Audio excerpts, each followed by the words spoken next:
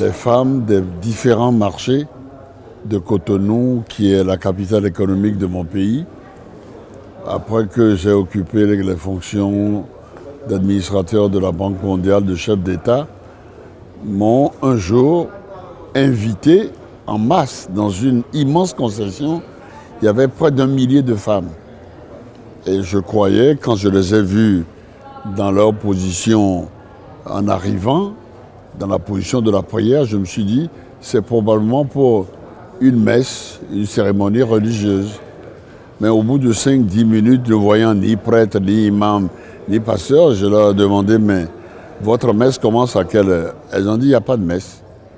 Nous sommes dans une position pour vous demander quelque chose dont on est sûr que vous allez dire non. Je dis, vous ne pouvez pas préjuger de ma réponse.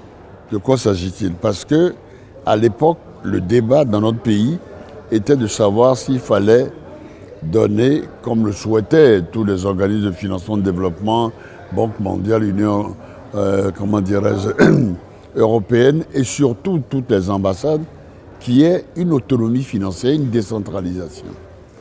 Et le gouvernement avait choisi son candidat, et les femmes qui voulaient absolument que leur petit marché, il y en avait à peu près une quarantaine, puisse être réhabilité. On dit, si quelqu'un a un carnet d'adresses qui peut nous aider mieux que quiconque, c'est l'ancien président, ancien administrateur de la Banque mondiale.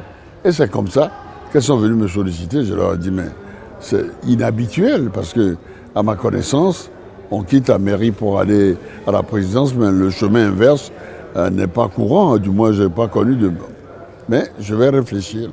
J'allais à l'époque en vacances à Cuba. Et j'ai dit au retour, je vais donc vous donner ma réponse. Au retour, je suis allé voir notre grand frère Nelson Mandela pour lui dire voilà la réponse, du moins la question inhabituelle que me posent les femmes de mon pays. Quelle est la réponse? Mais il n'y a pas de problème. Si ce sont les femmes, tu ne peux pas dire non. Toi qui t'occupes de développement, tu sais bien que quand un malheur s'abat sur une nation, les premières victimes sont les femmes et les enfants. Et donc on peut dire qu'en je suis entré, on peut dire, dans ce nouveau champ du développement, à la grande surprise et fureur, je dois dire, du chef de l'État de l'époque, Kérékou, qui disait, mais qu'est-ce que cette histoire de bonne femme qui est emmener quelqu'un simplement pour me créer des problèmes? Quelqu'un comme Kwame Nkrumah qui venait des États-Unis, voyait les États-Unis d'Afrique. Bon, c'est une approche. Il y a ceux qui pensent également qu'il faut partir comme nous le pensons, quand vous êtes au niveau des villes et des villages, qu'il faut partir des villes. Ça aussi, ça a sa rationalité. Et puis alors, il y a ceux qui pensent également que ça peut venir de, disons, au fond, je ne dis pas de la pression, mais de l'action. Comme ça s'est fait durant la colonisation, pour des raisons d'efficacité, les colonisateurs ont regroupé des ensembles. Non, d'abord, moi, je n'aime pas beaucoup le terme même de décentralisation parce que ça vous donne le sentiment qu'on se dispute un morceau d'os. Non. Chacun doit savoir quel est son territoire.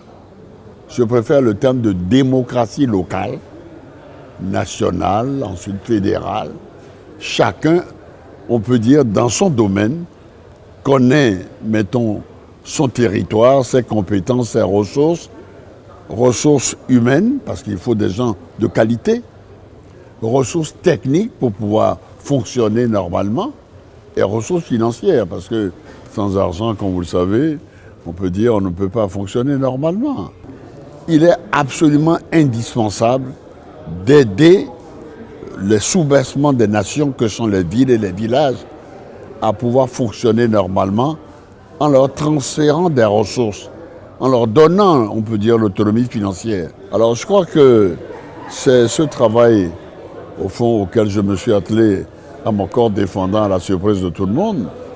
Les femmes des différents marchés de Cotonou, qui est la capitale économique de mon pays, après que j'ai occupé les fonctions d'administrateur de la Banque mondiale, de chef d'État, m'ont un jour invité en masse dans une immense concession. il y avait près d'1 millier de femmes. Et je croyais, quand je les ai vues dans leur position en arrivant, dans la position de la prière, je me suis dit, c'est probablement pour une messe, une cérémonie religieuse. Mais au bout de 5-10 minutes, ne voyant ni prêtre, ni imam, ni pasteur, je leur ai demandé, mais votre messe commence à quelle heure? Elles ont dit, il n'y a pas de messe. Nous sommes dans une position pour vous demander quelque chose dont on est sûr que vous allez dire non. Je dis, vous ne pouvez pas préjuger de ma réponse. De quoi s'agit-il? Parce que à l'époque, le débat dans notre pays était de savoir s'il fallait donner, comme le souhaitaient tous les organismes de financement de développement, Banque mondiale, Union, européenne et surtout toutes les ambassades, qui est une autonomie financière, une décentralisation. Et le gouvernement avait choisi son candidat et les femmes qui voulaient absolument que leur petit marché, il y en avait à peu près une quarantaine, puisse être réhabilité. On dit, si quelqu'un a un carnet d'adresses qui peut nous aider mieux que quiconque, c'est l'ancien président, l'ancien administrateur de la Banque mondiale. Et c'est comme ça qu'elles sont venues me solliciter. Je leur ai dit, mais c'est inhabituel parce que, à ma connaissance, on quitte la mairie pour aller à la présidence, mais le chemin inverse n'est pas courant. Du moins, je n'ai pas connu de... Mais je vais réfléchir. J'allais à l'époque en vacances à Cuba. Et j'ai dit au retour, je vais donc vous donner ma réponse. Au retour, je suis allé voir notre grand frère Nelson Mandela pour lui dire, voilà la réponse, du moins la question inhabituelle que me posent les femmes de mon pays. Quelle réponse? Mais il n'y a pas de problème. Si ce sont les femmes, tu ne peux pas dire non. Toi qui t'occupes de développement, tu sais bien que quand un malheur s'abat sur une nation, les premières victimes sont les femmes et les enfants.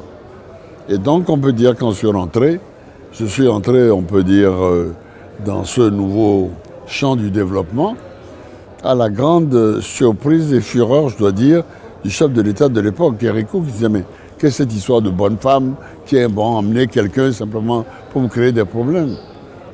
Quelqu'un comme Kwame Nkrumah qui venait des États-Unis, voyait les États-Unis d'Afrique. Bon, c'est une approche. Il y a ceux qui pensent également qu'il faut partir comme nous le pensons. Quand vous êtes au niveau des villes et des villages, qu'il faut partir des villes. Ça aussi, ça a sa rationalité. Et puis alors, il y a ceux qui pensent également que ça peut venir de, disons, au fond, je ne dis pas de la pression, mais de l'action. Comme ça s'est fait durant la colonisation, pour des raisons d'efficacité, les colonisateurs ont regroupé des ensembles. Non, d'abord, moi, je n'aime pas beaucoup le terme même de décentralisation, parce que ça vous donne le sentiment qu'on se dispute un morceau d'os. Non. Chacun doit savoir quel est son territoire. Je préfère le terme de démocratie locale, nationale, ensuite fédérale. Chacun, on peut dire, dans son domaine, connaît, mettons, son territoire, ses compétences, ses ressources humaines, parce qu'il faut des gens de qualité, ressources techniques pour pouvoir fonctionner normalement, et ressources financières, parce que sans argent, comme vous le savez, on peut dire on ne peut pas fonctionner normalement.